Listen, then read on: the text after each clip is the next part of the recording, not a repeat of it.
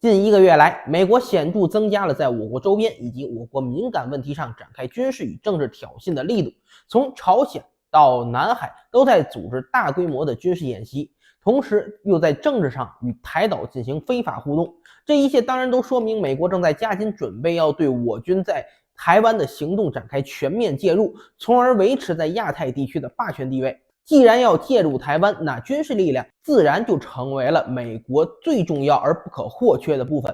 美军介入部队能不能打赢解放军，这是美国政治野心能不能得到实现的关键。最近正好美国在下一财年的预算讨论期，美军与国会之间关于美国军力的许多讨论都非常的有意思。就比如说美国的参谋长联席会议主席马克米利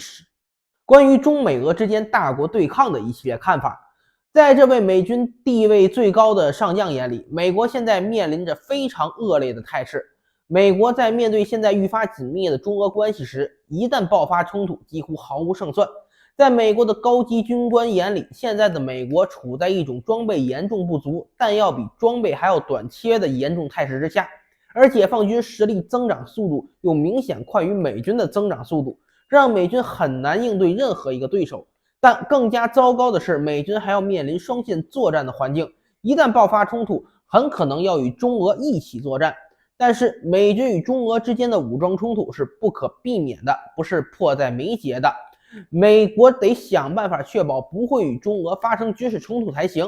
应该说，米利作为军方的高级将领，还是一如既往地延续了过去几年里美军高层稳定的态度。比起政客们天天讨论动用美军进行军事介入等话题来说，美军反而是更不想发生冲突的一方。但米利对国会议员们提出的与中俄维持长期和平的方法就很有意思了，不是要政客尊重中俄合理合法的利益，也不是要收敛挑衅姿态，而是要求国会给美军加钱，为美军建立起强大到中俄不敢挑衅的力量。米利直接在演讲中告诉国会，没有什么是比一场战争更昂贵的事情，但想要阻止战争的爆发，我们就必须做好应战的一切准备。虽然为战争做准备也会花很多钱，但总比一旦与中俄之间爆发冲突的开销低得多。而所谓的准备战争，就是将美军建设成一支远比中俄两军更强大、更具有准备度的部队，能够让中俄意识到冲突无法胜利，那自然也就能维持和平了。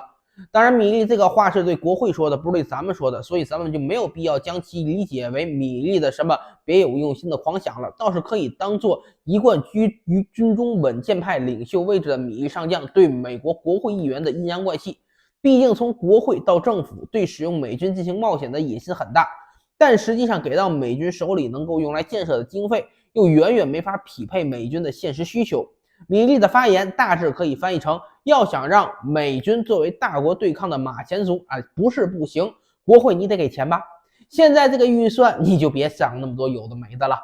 以米利为首的美军高级将领们现在之所以那么头疼，可能要与中俄双线作战的场面，不就是因为美军的相对力量衰落的实在太快，国会批复的预算从总量上看有很多，从购买力上看能采购的装备那是寥寥无几，再加上政客同时在两线摆出挑衅态势，美军也需要分兵去应对两线作战，在这种态势下自然感到格外无力，担心中俄见识到美国的虚弱之后会展开主动的攻势行动，所以米利才会表态，想要与中俄维持和平呢，美国就得加大投入，让美军在实力上能够压制中俄两军，稳住世界第一的位置才行。某种意义上米利上将关于兵力与和平之间的关系倒也没有说错，只不过谈话的对象与主体犯了错误。和平确实不是靠退让、靠弱小就能换来的，只有强大的军力以及随时做好战斗准备，才能避免战争的发生。不是将美军建设成远比中俄强大的世界第一军队就能维持和平，而是如果中俄能将军事力量建得更加强大，让美国政客们意识到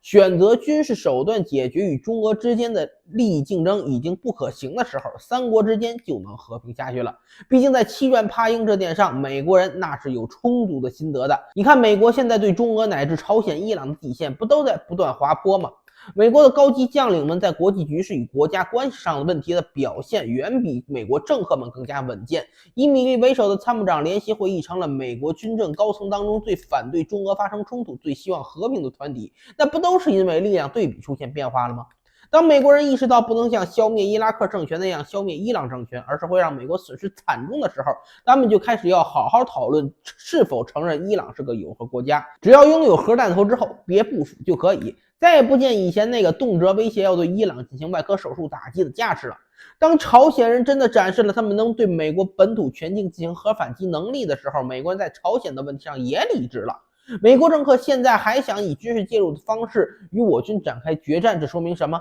说明在他们眼里，解放军不够强大，不能给美军造成不可接受的损失。等他们意识到解放军已经强大到军事介入必然失败的时候，就不会有爆发冲突的担忧了。所以咱们的强军之路得继续走。美国人既然不够清醒，就得想办法让他们清醒。